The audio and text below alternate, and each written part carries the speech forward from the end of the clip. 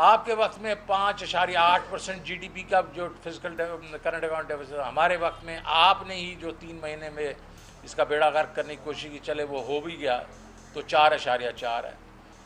तो 5.8 बढ़ा है या 4.4? तो इस किस्म का चूरन बेचना बंद कर दें। लोग तंग आ गए हैं आपकी इन किसका मिस स्टेटमेंट्स ऑफ फैक्ट्स के।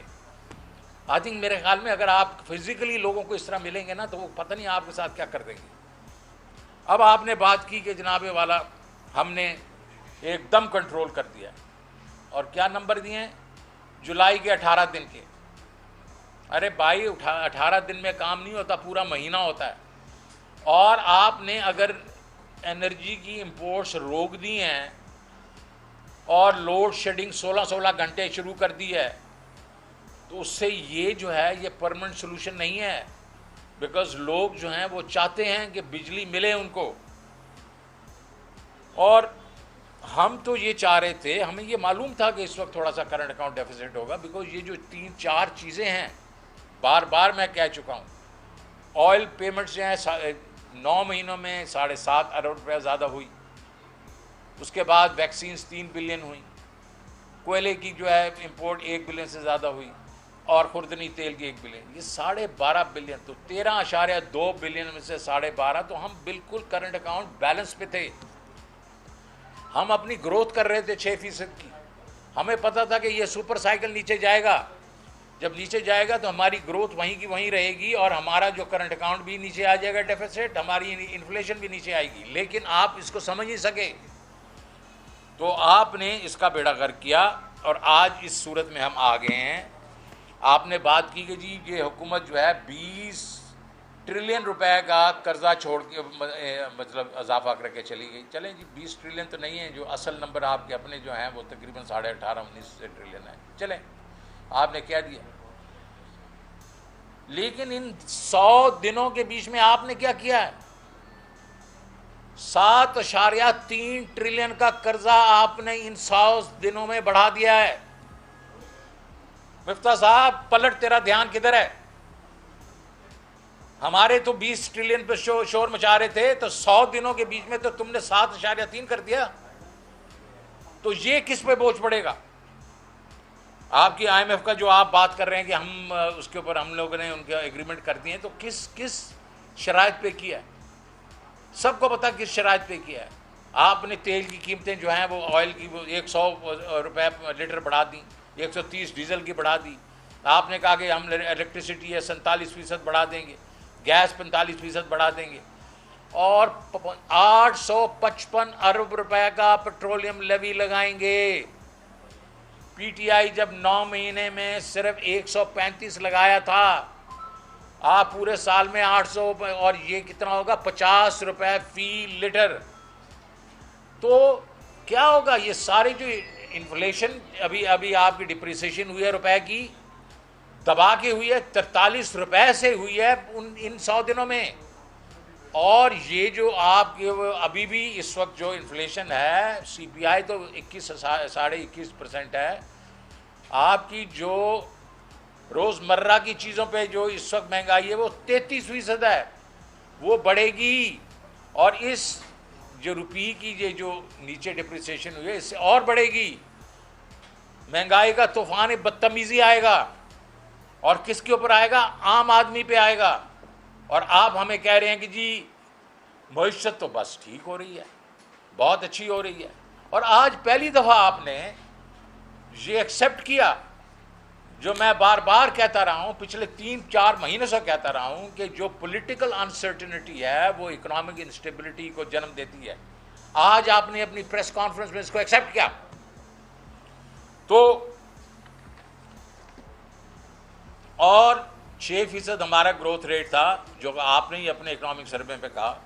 अब हो क्या रहा है? आपने क्रेडिट ले लिया कि जनाब जो हमारे जो हमने टैक्स कलेक्शन की रिकॉर्ड कर दी।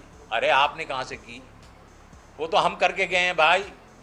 आपने तो जो प्रोग्रेसिव टैक्सेशन थी उसको आपने रोक दिया। हम तो वो 6.1 ट्रिलियन को 8 ट्रिलियन पे लेके जा रहे थे, आपने उसको 7 ट्रिलियन पे रोक दिया। और जब आपको आईएमएफ ने लाठी मारी तो आपने 400 450 अरब रुपया टैक्स पे टैक्स लगा दिया, और जो 13 जो कॉरपोरेशन वो एक इंडस्ट्री थी उस पर सुपर टैक्स लगा दिया। तो 100 1000 ट्रिलियन आपने कम अभी इस साल का बजट रखा है, तो इसका क्रेडिट ना लें। अब जो बड़ा सवाल इस वक्त जो है, मैं इसके ऊपर बंद करूंगा, बड़ा सवाल ये है कि ये महंगाई, ये रुपया जो गिर रहा है, ये तो जाहिर है कि जो मार्केट है, जो आवाम है, उस पे आपको उसका आप पे एतबार नहीं, आप जो मर्जी बीन बजाते रहें। अभी आपने प्रेस कॉन्फ्रेंस की है और ये इतने इतने नंबर बताए हैं, और मार्केट जो है वो 222 जो कल था, आज वो 225 पे बंद हुई है इंटरबैंक, तो कोई आप पे एतबार नहीं कर रहा। ये क्या वजह है? वजह यह है कि आपकी क्रेडिबिलिटी ख़त्म हो गई है। और मैं सबको कहता हूँ, मैं जो हुकूमत में है और जो बाकी जो इदारे हैं उनको कहता हूँ, एक ही इसका हल है, और इसका हल ये है, आप जनरल इलेक्शंस अनाउंस करें, एक क्रेडिबल इंटरिम गवर्नमेंट लेके आएँ, और इंटरिम गवर्नमेंट के साथ तो हम भी उनके साथ एक किस्म के ताउन करेंगे, और इस मुल्क को इस जो इकोनॉमिक मैस है, पॉलिटिकल है और इकोनॉमिक दोनों, उससे हमें निकालना चाहिए। आप अच्छा जी, मैं एक दो बातें कर लीजिए। पहली बात तो ये कि जो अभी मिफ्ता इस्माइल साहब ने बोला कि 18 दिन की जो है दरामदाद सिर्फ 2.6 अरब डॉलर होगी, हमने दरामदाद कम कर दी है। पहले तो ये कि इस 18 दिन में छुट्टियाँ कितनी थी आपको भी पता है, 7 दिन की। बताएं, हमें हिसाब दें कि पिछले 2 दिन में इंपोर्ट कितनी हुई है। दूसरा, इन्होंने बरामदाद बिल्कुल छुपा दी, बरामदाद का बेड़ा गर्क हो गया इन 18 दिनों में, आप एक्सपोर्टर्स से पूछें। तीसरी चीज़ ये जो अभी 242 रुपये जो एक्सचेंज रेट हो गया और 225 रुपये जो ये जो है ऑफिशियल एक्सचेंज रेट हो गया है, ये मुझे यकीन हो गया है। कल स्टेट बैंक ने ट्वीट की और सुबह मिफ्ता इस्माइल ने जो प्रेस कॉन्फ्रेंस की, उसमें इन्होंने कहीं नहीं बोला कि ये रुपये को हम नीचे लेकर आएंगे या ये फला चीज़ की वजह से हो गया। वो कह रहे हैं फेयरली वैल्यूड है, दुनिया में यूएस डॉलर बहुत मजबूत हो गया है, उसकी वजह से ये चीज़ हुई है, दुनिया में ये हो गया है, वो हो गया है। तो आप ये भूल जाएं कि ये 225 से नीचे जाएगा, ये 225 से ऊपर जाएगा। तीसरी चीज़ उन्होंने कहा कि मुल्क में दरामदाद का क्राइसिस ख़त्म हो गया है। अगर दरामदाद का क्राइसिस ख़त्म हो गया है तो फिर इन्होंने 1-1 लाख डॉलर की एलसी पे, और कह रहे हैं कि 1 लाख डॉलर की एलसी की आप दरख्वास्त दें, 8 दिन लगेंगे, 8 दिन में हम अप्रूवल दे देंगे आपको। तो ये ऐसा दरामदाद का क्राइसिस ख़त्म हुआ कि बैंक्स में डॉलर नहीं है। तो ये तमाम चीज़ें जो इनके हिसाब किताब है, वो तमाम के तमाम जो है इन्होंने गलत दिए हैं। महंगाई जो है, अभी इन्होंने बिजली के बिल का आज नोटिफिकेशन देना था, वो रोक दिया है। गैस के बिल का नोटिफिकेशन देना था, वो रोक दिया है। 35 से 40% इस मुल्क की महंगाई अलग जारी है। और आज के जो इंटरनेशनल मुबस्सिर हैं, उन्होंने ये कहा कि पाकिस्तान की बॉन्ड मार्केट ख़त्म हो गई है, अब पाकिस्तान का सिर्फ IMF है और IMF के अलावा कोई हल नहीं है, और IMF की कोई टाइमलाइन नहीं है कि वो कब पैसे देने जा रही है। मैं और बिल्कुल आखिरी एक बात करूँगा, फिर मैं बिलाल को दे दूँगा। ये जो एक गलत फहमी बार बार चलती थी कि जी इंटरिम हुकूमत जो है IMF के साथ मामला नहीं चला सकती, ये स्टेटमेंट्स आ चुके हैं, स्टाफ लेवल एग्रीमेंट हो चुका है। क्योंकि अब ये अमल दरामद सही किया गलत किया जो इन्होंने उनके साथ तय किया, अमल दरामद जो है इंटरिम भी करा लेगी, कम अज़ कम उनकी क्रेडिबिलिटी तो होगी। ये इलेक्शंस के चक्कर में इन्होंने इस मुल्क का जो है बेड़ा गर्क कर दिया। बहुत बहुत शुक्रिया जी। बिस्मिल्लाहिर्रहमानिर्रहीम, आप सबका शुक्रिया। मैं शौकत तरीन साहब और मुजम्मिल का शुक्रिया अदा करता हूँ कि इन्होंने आपको इकनॉमी की जो करंट सिचुएशन है वो पूरी डिटेल बताई। और मुझे बड़ा अफसोस से कहना पड़ता है कि ये जो इम्पोर्टेड हुकूमत आई है, जो मुसल्लत की गई है, उनका एजेंडा इकनॉमी को सुधारने का नहीं है, बल्कि अब तो उनका सिर्फ एक ही एजेंडा है कि किस तरह वो हमजा शहबाज की हुकूमत को बचाएं, या फिर किस तरह वो सेफ एग्जिट लेके पाकिस्तान छोड़ के चले जाएं। मैं आपसे एक 2-3 अहम इश्यूज़ पे बात करने लगा हूँ। आप सबको पता है कि कराची में लोकल बॉडीज़ इलेक्शंस हो रहे हैं।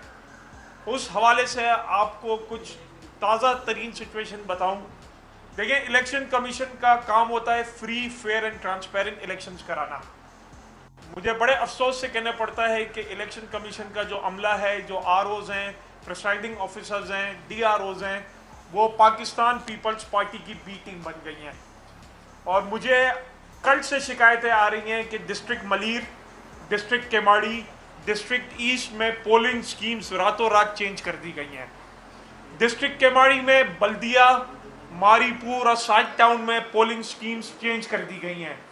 इसी तरीके से यहाँ हमारे साथ मुजफ्फर शजरा साहब बैठे हुए हैं जिनका ताल्लुक मलीर से है, और वो पूरी हमारी मलीर के टाउन इब्राहिम हैदरी की हमारी पॉलिटिकल लीड हैं। मलीर टाउन में, गडाब टाउन और इब्राहिम हैदरी टाउन में पोलिंग स्कीम्स चेंज कर दी गई हैं और गोश्त पोलिंग स्टेशंस बना दिए गए हैं। अच्छा, ये इन्होंने एक और चीज़ की है कि जिस यूसी में इंसान रहता है, वोटर रहता है, उसका पोलिंग स्टेशन दूसरी यूसी में डाल दिया है। तो अब पोलिंग डे पे वोटर के लिए प्रॉब्लम होगी कि उसको यही नहीं पता कि उसका वोटर किस पोलिंग स्टेशन में है। जहाँ पे हमारा रूरल और अर्बन एरियाज हैं, जिस डिस्ट्रिक्ट्स में, वहाँ पे जहाँ पीपल्स पार्टी का कोई वोट बैंक नहीं है, वहाँ से पोलिंग स्टेशन ख़त्म कर दिए गए हैं। और जिन इलाकों में जहाँ थोड़ा बहुत पीपल्स पार्टी का वोट बैंक है, वहाँ पे उन्होंने जहाँ एक पोलिंग स्टेशन था, वहीं पे उसी बिल्डिंग में, उसी लोकेशन में 4 से 6 पोलिंग स्टेशन कर दिए हैं। और जहाँ पे हमारा वोटर है, वो उसके लिए एक्सेस ही नहीं है वहाँ पे पहुँचने के लिए। ये मेरे पास बल्दिया से कंप्लेन आई है, ये मेरे पास केमाड़ी से कंप्लेन आई है, सोराबगोट से कंप्लेन आई है, इब्राहिम हैदरी से आई है और गडाब टाउन से आई है। मुझे ये बताएं कि पहले ये डिलिमिटेशन में इन्होंने किया कि शेड्यूल अनाउंस होने के बाद नई डिलिमिटेशन की इन्होंने बल्दिया, वेस्ट, केमाड़ी के की, और अब ये रोज पोलिंग स्टेशन चेंज हो रहे हैं। बल्कि यहाँ पे डिस्ट्रिक्ट ईस्ट में PCHS में एक स्कूल को इन्होंने पोलिंग स्टेशन आइडेंटिफाई किया। जब हमारी टीम उधर फिजिकली गई तो वो स्कूल मौजूद ही नहीं है PCHS ब्लॉक 2 में।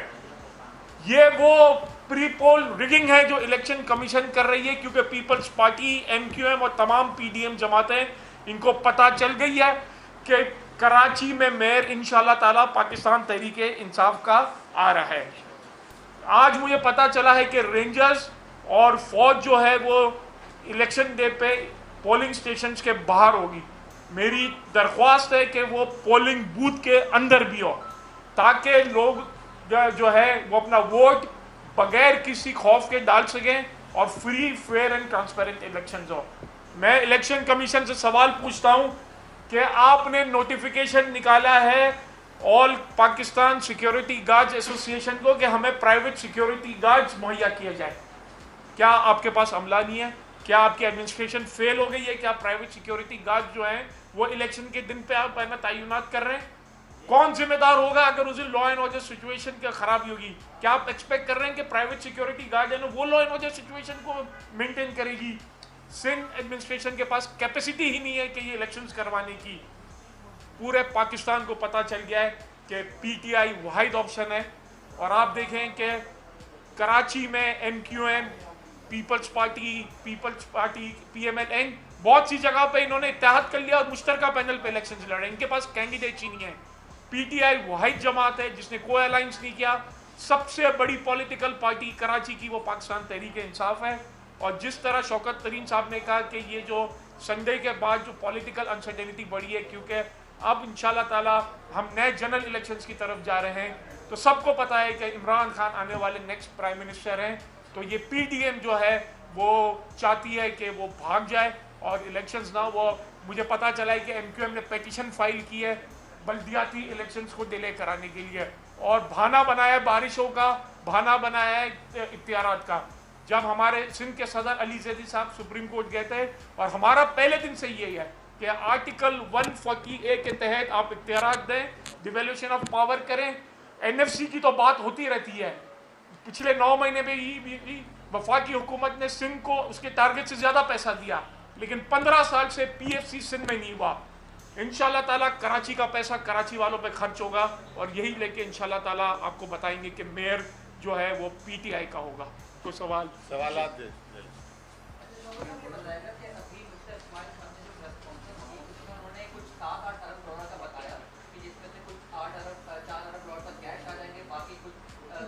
दस इशारिया दो अरब फिगर बढ़ गया वो।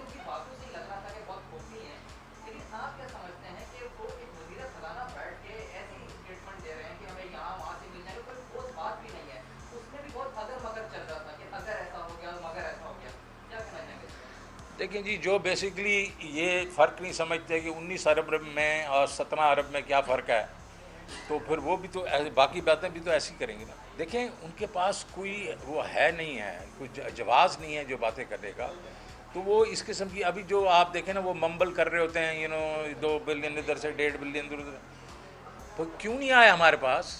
ये तो हमारे दोस्त ममालिक हैं, सबको मालूम है कि IMF जो है वो अगस्त के एंड में पैसे देगा या सितंबर में पैसे देगा। और इस वक्त हमारे रुपए पे जो बोझ है वो इसलिए है कि स्टेट बैंक के पास इतने रिजर्व नहीं है कि वो अगर आप रिलीज़ करना शुरू कर दें तो कुछ दिनों में तो बिल्कुल डॉलर ख़त्म हो जाएंगे। तो वो भी हक बजाने बैंक वो नहीं दे रहे। तो ये हमारे दोस्त ममालिक जो हैं ये अब पैसे क्यों नहीं दे देते? 10.2 बिलियन ना दें यार, हमें 3-4 बिलियन ही दे दें इस वक्त। तो वो असल में सारों ने ये लिंक किया हुआ है। आप IMF से बात करें पहले, वो जब होगा। और इस वक्त जो लाहौर का जो पंजाब का इलेक्शन हुआ है, आपका क्या ख्याल है? हमारे दोस्त ममालिक ये नहीं देख रहे? वो देख रहे हैं। इन सबको मालूम है कि इस वक्त ये बड़ी ही, जिसको कहते हैं ना अंग्रेज़ी में, थिन आइस पे हैं, और ये इसलिए इतने आपको कॉन्फिडेंट नज़र नहीं आ रहे। एक और चीज़ इन्होंने कहा, रिजर्व्स 4.8 अरब डॉलर 3 महीने में। एक तो शौकत साहब ने फिगर बताया कि 7,300 अरब रुपए इन्होंने जो है कर्जा लिया, और इसके अलावा 4.8 अरब डॉलर का फॉरेन एक्सचेंज इन्होंने रिजर्व्स ख़त्म कर दिए 3 महीने में। 5 अरब डॉलर, 2.3 अरब डॉलर चीन से है, वो ख़त्म हुए। हम इनको 11.4 पे दे के गए थे, वो 8.2 पे चले गए, अब फिर रिजर्व 9.5 पे आ गए। तो इस चीज़ का हिसाब कौन लेगा इनसे? इतना ज़्यादा कर्जा, रुपए की वैल्यू इन्होंने गिरा दी। जी बोलें। जी जी जी। और आप कह रहे हैं मजीद ऊपर जाना है, कहाँ देख रहे हैं इसको? देखें ये तो देखें, मैं तो इस पर कोई प्रेडिक्शन नहीं कर सकता। वजह यह है कि इस वक्त अगर आप अंदाज़ा करें कि कोई बेसिस होता है जिस पे आप प्रेडिक्शन करें। एक बेसिस ये होता है कि अगर आपके पास मुआहदा हो जाए, जिस तरह IMF का मुआहदा होता था, याद है कैसे मुआहदा होता था? 5, 6, 7 रुपये जो है रुपया करता था। मुआहदा हो गया है, ये कह रहे हैं हमें 10.2 बिलियन की हमें अभी कहा है इन्होंने, और जो रेट है वो कल 222 था, आज 225 पे गया। इसका कितना हो गया? हाँ जी, 26,050। अच्छा, तो इसका मतलब है 209 से ये इधर गया है। तो इस वक्त हमें कोई समझ नहीं लग रही कि ये कहाँ जाएगा। और मैं इसलिए आपको ये कह रहा हूँ कि मार्केट ने इनके ऊपर क्रेडिबिलिटी बिल्कुल ख़त्म हो गई है। अब हो ये रहा है कि एक्सपोर्टर जितने पैसे रिलीज़ करता है उतना इंपोर्टर को ये देते हैं, वो जो प्राइस हो, क्योंकि अब ये सट्टा चल रहा है, अभी सट्टेबाजी हो रही है। ठीक है जी। इसमें इंटर बैंक होता था जो कि स्टेट बैंक उसको कंट्रोल करता था, और ये एक किस्म से रेगुलेटेड रेट होता था, ये नहीं होता था, ओपन मार्केट नहीं होती।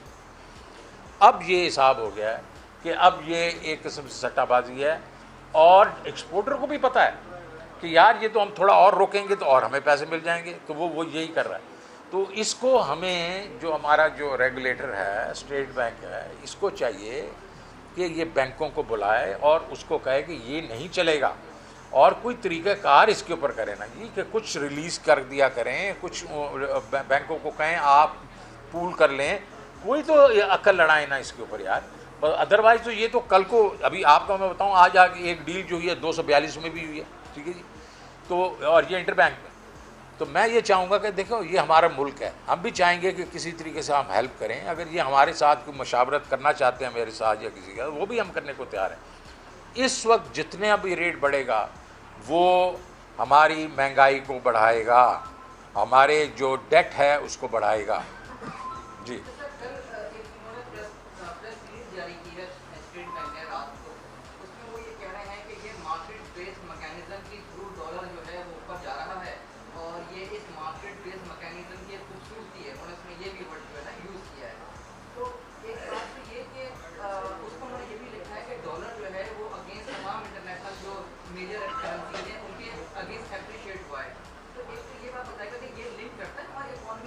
देखें अब मैं नहीं समझता कि स्टेट बैंक को पॉलिटिक्स खेलनी चाहिए, और स्टेट बैंक ने ये जो पॉलिटिकल स्टेटमेंट दिया है।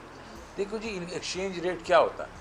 एक्सचेंज रेट होता है कि आपकी जो करेंसी दूसरी करेंसीज़ के दरमियान में जो इन्फ्लेशन होती है उसको इक्वलाइज करता है।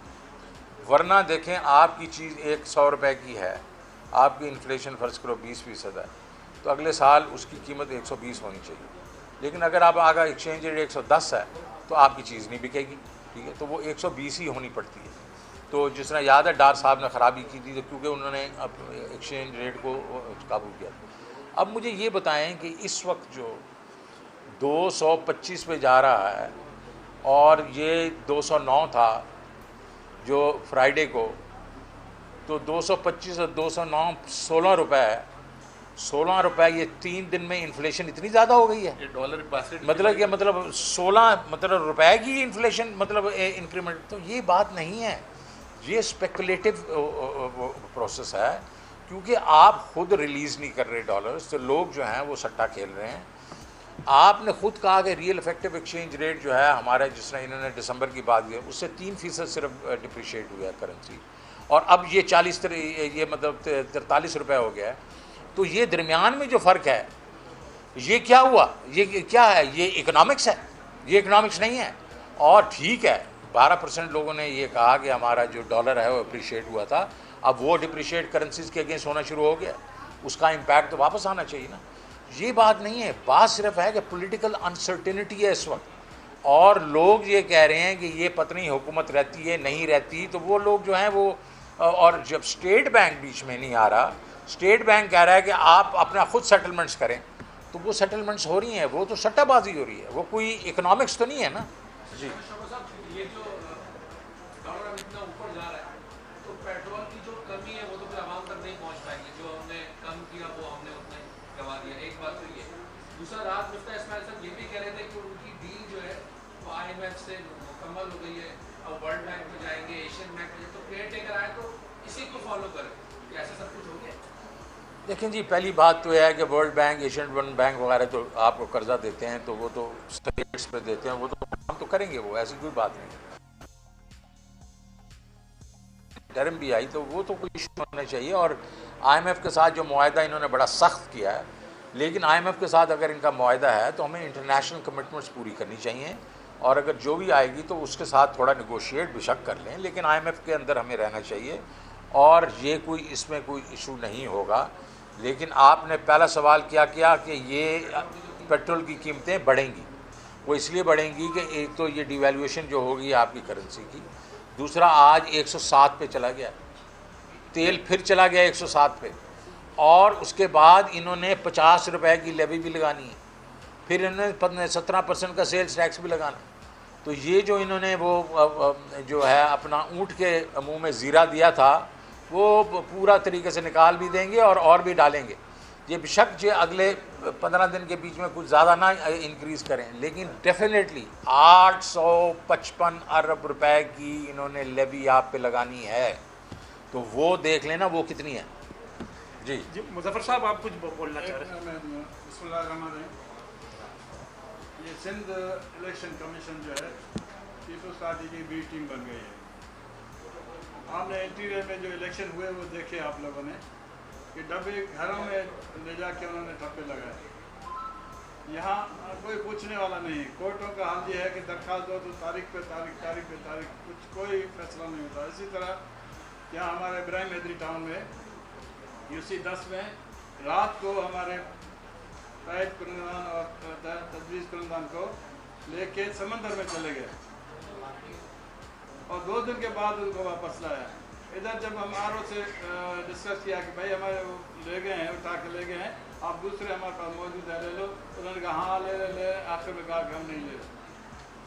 दूसरा ये है कि वोटर, जैसे बिलाल भाई ने कहा कि इस हल्के के वोटर उस हल्के में डाल दिए, उस हल्के के वोटर इस हल्के में डाल दिए हैं।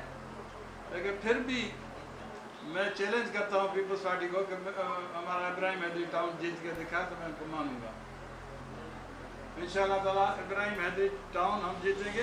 दूसरा ये है कि वहाँ इतने तक धांधली की है कि दो बंदों ने हमारे लेटर चुरा के अपने टिकट के लिए भी PTI की टिकट हासिल करने के लिए वो लेटर जमा कराए। जब हमने ओरिजिनल लेटर दिखाया RO को तो ओरिजिनल लेटर उसने नहीं माने हमारे। अच्छा जी, DO को बोला तो DO ने बोला इलेक्शन कमीशन जाए, इलेक्शन कमीशन वाले बोले तो बोला RO के पास जाओ। इस तरह घुमाते रहे। हमें तो पूरा यकीन है कि ये B टीम है। और आखिरी बात यह है कि इन्होंने लिस्टें ली हैं पीपल्स पार्टी के कैंडिडेट से कि आपको कौन सा रिटर्निंग अफसर चाहिए।